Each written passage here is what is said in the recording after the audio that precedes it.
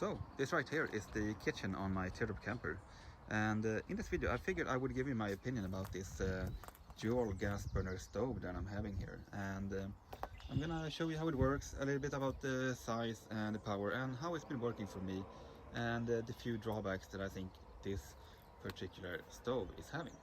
So first of all, I'm just gonna go ahead and clean it up so it looks a little bit better on camera. So let's do that.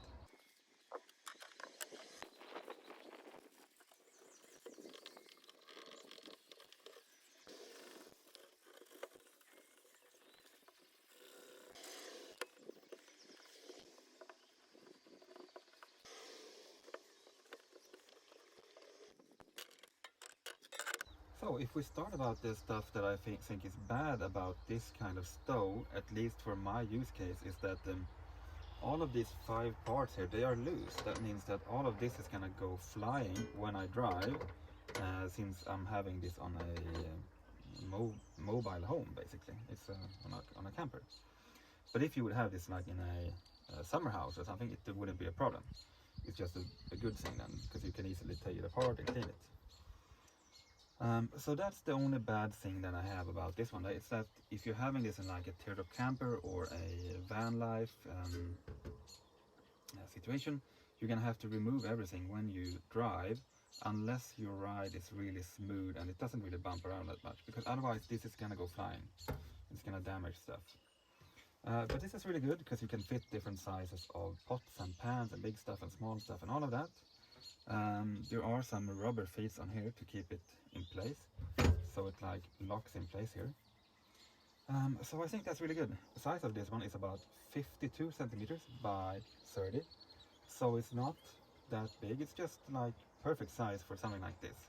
So since we're still talking about the size here, this burner is a 3 kilowatt burner and it's about 10 centimeters in diameter. This one is a 1 kilowatt and it's about 5 centimeters. The gas tube that comes with this one is about 1 meter long, and you have to provide your own regulator for this.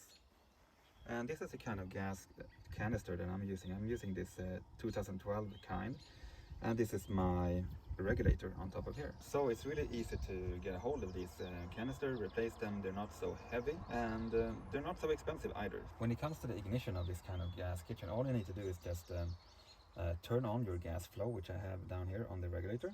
And then this one has electronic ignition, but you can also use something like a lighter or a match, anything with a fire. So to start it, you just push, twist, and yeah, you're gonna have the power on. Because if you don't have the power on, it won't ignite. But you can still start it if you have a lighter.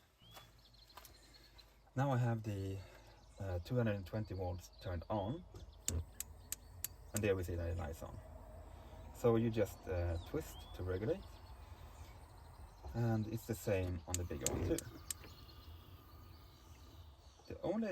The only downside that I find about this is that, in my opinion, or in my use case, I find it that the big burner, the 3 kilowatt one, even on the lowest setting, it's too hot. So if I'm cooking something like sausage, bacon, or something like that, something smaller, it's too hot, it's gonna burn it. So I typically always have to use this for like cooking stuff, like cooking pasta, potatoes or something, and then I do my fry pan on the smaller one, which is a bit backwards, but that's the best way for me to make it work. So that's one small thing that I don't really like about this, that it's too powerful, this one is just perfect, the small one. So I figured I would go ahead and boil some water. We will make a quick test here. This is about 1 liter.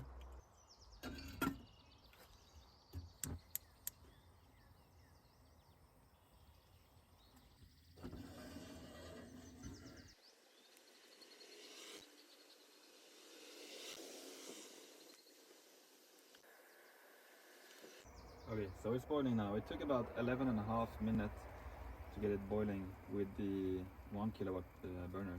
So it's about 1 liter, and the water was maybe 6 degrees Celsius before starting to boil, and it's about 8 or 10 degrees outside. So I think that's all for this. It's a really good stove. It was really cheap. I got it for like 100 or 120 euro. Now it costs like 150 euro. So it is about the cheapest dual gas burner stove that you can find, which is like, it looks good. It's a good size. It has good support for your burners. Comes with a gas hose and stainless steel, so it's not gonna rust or anything.